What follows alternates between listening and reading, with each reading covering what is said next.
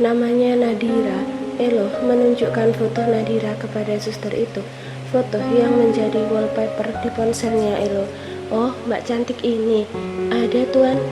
Dia dirawat di ruang anggrek, jawab sang suster. Elo akhirnya bisa bernafas dengan lega karena dirinya menemukan titik terang keberadaan sang istri. Dengan langkah gontai, Elo segera menuju ke ruang anggrek. Di ruang anggrek, Nadira masih ditemani oleh Heru. Ceklek, suara pintu ruang anggrek terbuka. Elo berdiri di ambang pintu. Nadira tercengang ketika melihat sosok Elo di ambang pintu. Maaf, Anda siapa? Tanya Heru kepada Elo. Perlahan-lahan Elo melangkahkan kakinya mendekati Nadira. Setelah mendekat, ia langsung saja memeluk Nadira dengan erat. Kau sudah membuat aku khawatir setengah mati, sayang. Alhamdulillah, aku bisa menemukan kamu di sini, ucap Elo terdengar lirih. Heru yang merasa tidak suka langsung saja menarik pakaian Elo dari belakang hingga pelukan itu terlepas. Woi, apa-apaan ini? Tanya Elo dengan suara membentak. Mas Heru, dia suami aku, sahut Nadira. Bola mata Heru langsung memutar ke arah Nadira. Dia? Heru masih tidak percaya jika Nadira sudah menikah. Iya, Mas Elo suami aku. Nadira memperjelas ucapannya. Sayang, dia siapa? Tanya Elo yang langsung menggenggam tangan kiri Nadira. Dia Mas Heru yang sudah menolong aku, Mas, jawab Nadira. Heru masih diam tanpa kata. Kenapa setiap ada wanita yang Heru sukai selalu sudah mempunyai pasangan? Terima kasih, ucap Elo kepada Heru. Heru hanya mengangguk. Tak lama kemudian Heru keluar dari ruang anggrek. Alan masih duduk di tepi ranjang rumah sakit. Dengan setianya, Alan menemani Nafisa.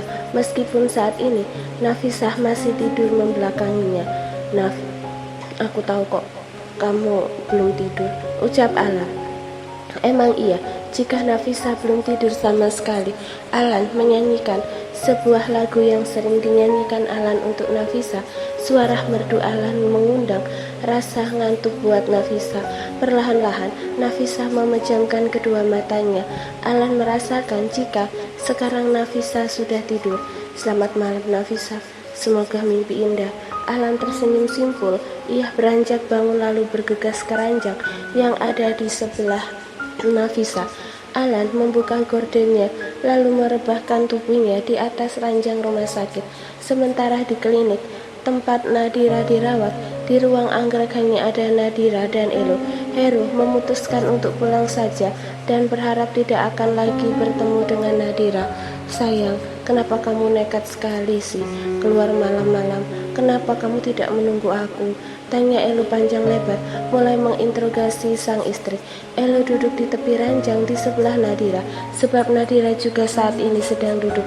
Aku marah sama kamu, Mas, jawab Nadira santai. Marah kenapa? Tanya Elo meraih tangan Nadira, lalu menggenggamnya dengan erat. Tak sengaja, aku melihat Mas Elo menggendong seorang wanita yang aku lihat kalian berdua begitu akrab dan mesra. Siapa dia, Mas? Tanya Nadira buang muka tanpa berani menatap Elo. Elo terbelalak. Elo tidak menyangka jika Nadira tadi sudah memergokinya bersama Nafisa. Sayang, kau cemburu. Elo mulai akan mengarang cerita yang kuat agar Nadira percaya dan tidak curiga padanya. Iyalah, jawab Nadira ketus. Sayang, dia itu pasien di sana. Tak sengaja aku melihatnya terjatuh ketika dia mengejar entah suami atau pacarnya. Mungkin mereka berdua sedang marahan. Aku tidak tega dong melihat wanita yang sedang sakit jatuh. Aku membantunya berdiri, tapi dia tidak bisa berjalan. Makanya aku menggendongnya. Mungkin karena kamu cemburu sehingga terlihat mesra di mata kamu. Elo mengelak. Ia berharap jika Nadira percaya dengan apa yang ia katakan. Sudah kesekian kalinya Elo yang selalu bersikap jujur kepada sang istri, kini dirinya mulai berani berbohong. Elo merasa tidak enak hati sebenarnya, tapi mau bagaimana lagi? Elo harus melakukan ini demi memenuhi permintaan Mama Hana yang ingin segera menimbang cucu. Kau sedang tidak membohongiku kan, Mas? Tanya Nadira. Bola mata Nadira memutar ke arah Elo. Dirinya menatap Elo dengan tatapan penyelidikan. Sayang, aku serius. Elo mencium punggung tangan Nadira. Nadira langsung memeluk tubuh Elo dengan sangat erat. Maafkan aku mas, maafkan aku karena sudah mencurigai kamu, ucap Nadira terdengar lirih. Maafkan aku juga Nadira, maafkan karena aku sudah membohongi kamu untuk kesekian kalinya, ucap Elo dalam hatinya. Di rumah sakit, Mama Hana tidak bisa tidur. Dirinya terus kepikiran tentang Nadira. Elo lupa tidak memberi kabar kepada Mama Hana, padahal sang mama sedang menunggu kabar darinya. Pah, coba telepon Elo. Mama Hana menyuruh suaminya untuk segera menghubungi Elo. Elo menurut dan langsung saja menghubungi nomor ponselnya Elo. Mendengar dering ponsel yang berbunyi, Elo dan Nadira melepaskan pelukannya. Siapa mas? Tanya Nadira. Papa, jawab Elo. Sebentar sayang, aku jawab telepon dari papa dulu. Nadira mengangguk. Elo segera menggeser tombol warna hijau. Halo pak, ada apa? Tanya Elo kepada papanya ketika teleponnya sudah tersambung. Mama kamu tidak bisa tidur. Dia kepikiran terus tentang Nadira. Apakah Nadira baik-baik saja? Nadira baik-baik saja kok. Maaf Elo lupa mengabari papa dan mama. Sekarang Elo sedang bersama Nadira. Elo tidak menceritakan tentang kondisi Nadira. Dirinya tidak mau membuat Mama Hana semakin panik. Setelah mendengar Nadira baik-baik saja, Mama Hana akhirnya bisa bernafas dengan lega. Mas, aku sudah membuat Mama khawatir, saut Nadira. Iya, Mama begitu sangat menyayangi kamu Nadira. Beliau sudah menganggap kamu sebagai putrinya. Iya mas, semoga secepatnya aku bisa memberikan cucu untuk Mama, ucap Nadira penuh harap. Elo melebarkan senyuman. Hatinya merasa sakit mendengar sang istri yang berharap seperti itu. Sayang, selamanya kamu tidak akan memberikan cucu untuk Mama, ucap Elo dalam hatinya begitu lirih. Sedangkan Nafisah terbangun dari tidurnya. Dahinya mengkerut, kalah dirinya melihat Alan tidur di atas ranjang miliknya. Gara-gara Kak Alan yang pembohong itu sehingga membuat hidupku kacau seperti ini. Aku harus menikah dengan Mas Elo, menyewakan rahimku padanya. Sungguh miris, mimpiku sudah hancur karenanya, gumam Nafisa dengan diri. Dirinya masih tidak percaya jika takdir hidupnya seperti ini. Aku akan menjadi seorang madu. Jika pernikahan kontrak aku ketahuan sama istri Mas Elo, mungkin saja aku akan menjadi duri dalam rumah tangga mereka. Ini sangat konyol. Aku menikah hanya untuk memberikan anak kepada Mas Elo. Bagaimana jika suatu saat nanti aku tidak rela memberikan anak kepadanya? Nafisa terus bermonolog dalam hatinya. Sebenarnya dirinya tidak mau harus menyewakan rahimnya, namun ia tidak punya banyak pilihan lain lagi. Jika tidak melakukan itu, mungkin sampai saat ini Nafisa bekerja menjadi wanita malam di klub. Waktu sudah menunjukkan pukul 5 pagi. Nafisa sebenarnya sudah bangun sejak tadi, namun ia masih memejamkan kedua matanya, berpura-pura tidur. Ketika melihat Alan menggeliat, lalu bangun dari tidurnya. Bola mata Alan memutar ke arah Nafisa. Ternyata dia masih tidur. Alan menguap lalu mengucek kedua matanya. Alan beranjak bangun dari tempat tidur Nafisa. Alan masuk ke dalam toilet hanya untuk membasuh wajahnya agar tidak mengantuk. Setelah itu Alan keluar dari dalam toilet. Alan melebarkan senyum ketika dirinya mendengar perut Nafisa yang keroncongan. Sepertinya Nafisa lapar, gumam Alan. Alan bergegas keluar kamar rawat inap Nafisa untuk membelikan bubur ayam buat sarapan Nafisa. Alan sudah kembali ke ruang rawat inapnya Nafisa. Ternyata Nafisa sudah bangun. Alan membawakan Nafisa sarapan bubur ayam. Sarapan dulu, pasti kamu sudah lapar kan? Alan duduk di tepi ranjang. Nafisa pun ikut duduk juga. Mau aku suapin? Tawar Alan. Tidak perlu, aku bisa sendiri kok kak. Nafisa menolak tawaran Alan. Ia meraih bubur ayam itu dari tangan Alan. Selamat makan, seru Alan sembari melebarkan senyum. Kak Alan gak sarapan juga? Tanya Nafisa. Enggak, nanti saja, jawab Alan. Di klinik tempat Nadira dirawat, Nadira sudah diperbolehkan untuk pulang. Tidak ada luka yang serius, hanya luka kecil di dahi Nadira. Setelah itu, Nadira dan Elo bergegas ke rumah Mama Nani. Mas, hari ini aku akan menemani mama aku di rumah.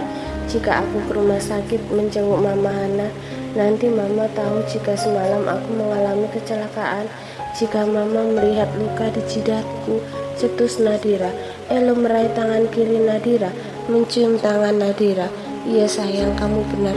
Lagi pula kamu masih butuh istirahat sayang, ucap Elo. Iya mak, terima kasih sudah mengerti. Nadira bersandar di bahu Elo. Keduanya kini sedang di dalam mobil perjalanan menuju ke rumahnya Mama Nani di rumah sakit. Alan mendapat telepon dari Sania.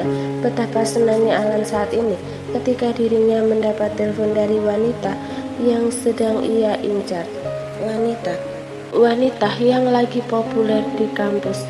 Siapa kak? Tanya Nafisa kepo. Sania, aku jawab dulu teleponnya, kata Alan. Nafisa mengangguk. Alan segera menggeser tombol warna hijau.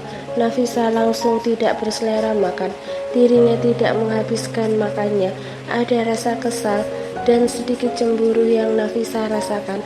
Ternyata perasaan memang tidak bisa dibohongi. Sania meminta Alan menjemputnya. Ia ingin berangkat ke kampus bareng dengan Alan. Dengan senang hati, tentunya Alan akan menjemputnya. Saking senangnya, Alan tidak berpamitan dengan Nafisa. Ia nyelonong pergi saja keluar. Nafisa tepuk jidat. Kenapa masih suka berharap sih? Ingat Nafisa, ingat. Sekarang kamu itu sudah menjadi calon istrinya Mas Elo. Sebentar lagi kamu akan menikah. Nafisa membuang nafas kasar. Dirinya masih kesal ditinggal begitu saja oleh Alan. Semoga Mas Elo datang. Jika dia datang, hatiku rasanya tenang, gumam Nafisa. Nadira dan Elo sudah sampai di rumah Mama Nani. Keadaan Mama Nani sudah membaik, tidak demam seperti semalam. Nadira, kamu baik-baik saja kan nak? Tanya Mama Nani. Ketika Nadira dan Elo sudah berada di ruang tengah, Mama Nani langsung memeluk tubuh Nadira dengan hangat. Nadira baik-baik saja kok mah, Nadira cuma mengalami luka kecil di jidat, kata Nadira yang langsung membalas pelukan dari sang mama. Ini semua gara-gara mama.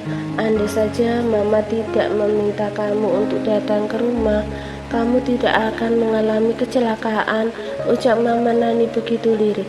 Ia semalaman tidak bisa tidur ketika sudah mendengar kabar soal Nadira yang mengalami kecelakaan. Ini bukan salah mama, ini karena Nadira nyetir mobilnya tidak hati-hati, jawab Nadira. Keduanya saling melepaskan pelukannya. Mama Nani langsung menatap sengit ke arah Elo. Kenapa semalam kamu tidak mengantar istrimu, ha? Jika kamu yang antar, mungkin Nadira tidak akan kecelakaan.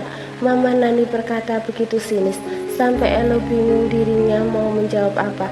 Mas Elo lagi keluar mencari bubur ayam untuk Mama Hana. Ponselnya tidak dibawa, sahut Nadira. Nadira paham jika suaminya bingung mau memberikan jawaban apa kepada Mama Nani. Makanya Nadira yang menjawab, meskipun jawabannya hanya sebuah karangan Nadira, tidak mungkin mengatakan kebenarannya. Oh, Mama Nani manggut-manggut. Elo bernafas lega. Dalam hati ia berkata, terima kasih sayang. Ya sudah kalau gitu aku pamit dulu, sahut Elo yang mulai buka suara. Elo meraih tangan kanan Mama Nani, lalu mencium punggung tangan mertuanya. Elo pamit, cepat sembuh mah. Iya. Elo beralih memeluk tubuh Nadira. Sayang, aku ke rumah sakit dulu. Kamu jangan keluar rumah, istirahatlah. Aku tidak mau jika kejadian semalam terulang lagi. Elo memberikan sebuah kecupan hangat di puncak rambut kepala Nadira. Iya mas, jawab Nadira santai. Elo melepaskan pelukannya, lalu kembali memberikan satu kecupan hangat di kening Nadira. Hati-hati mas. Nadira meraih tangan kanan Elo, lalu mencium punggung tangan suaminya. Assalamualaikum. Elo mengucapkan salam. Waalaikumsalam. Dengan kompaknya, Nadira dan Mama Nani menjawab salam dari Elo. Di rumah sakit, keadaan Mama Hana sudah mulai membaik. Mama Hana merasa bosan, dirinya ingin segera pulang. Namun, kata dokter butuh waktu sampai besok untuk melihat perkembangan kondisi Mama Hana. Makanya diharuskan untuk dirawat inap sampai besok. Sementara Nafisa sudah diperbolehkan untuk pulang. Nafisa senang akhirnya bisa terbebas juga. Rasanya berdiam diri di dalam kamar rumah sakit menjadi seorang pasien itu tidak enak. Mas Elo kemana ya? Tanya Nafisa dalam hati. Apa dia lupa sama aku karena ada istrinya? Nafisa kini sudah berada di dalam taksi, sedangkan Elo baru saja datang. Elo langsung bergegas ke ruang rawat inapnya Nafisa. Namun sesampainya di sana, Elo hanya mendapati seorang suster yang sedang merapikan kamar yang habis ditempati Nafisa. Sus, pasiennya kemana?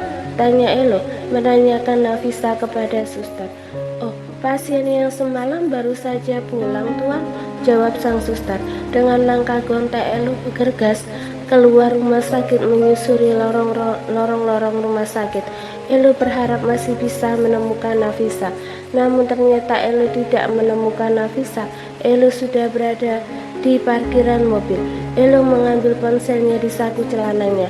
Elo mencoba menghubungi nomor ponselnya Nafisa, namun tidak ada jawaban sama sekali, sebab ponsel Nafisa berada di dalam kamar, sedangkan Nafisa sedang di dalam taksi perjalanan menuju pulang. Kenapa teleponku tidak dijawab? Elo kembali menaruh ponselnya di dalam sakunya. Elo tidak terlalu memikirkannya. Elo kembali masuk ke dalam rumah sakit menuju ke ruang rawat Mama Hana. Selang beberapa menit Nafisa sudah sampai di rumahnya.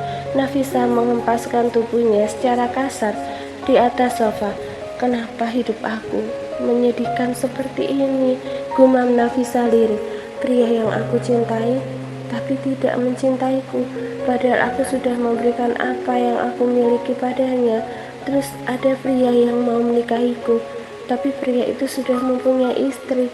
Sungguh miris. Andai saja orang tuaku masih ada, aku tidak akan kesulitan seperti ini. Nafisa terus bermonolog dalam hatinya. Elo sedari tadi menunggu kabar dari Nafisa, tapi tidak pernah ada. Elo hanya ingin menanyakan keadaan Nafisa saja. Sementara Nafisa malah ketiduran di atas sofa karena semalam ia tidak begitu nyenyak tidur di rumah sakit. Nafisa, kenapa teleponku tidak pernah dijawab? Elo selalu bertanya-tanya dalam hatinya.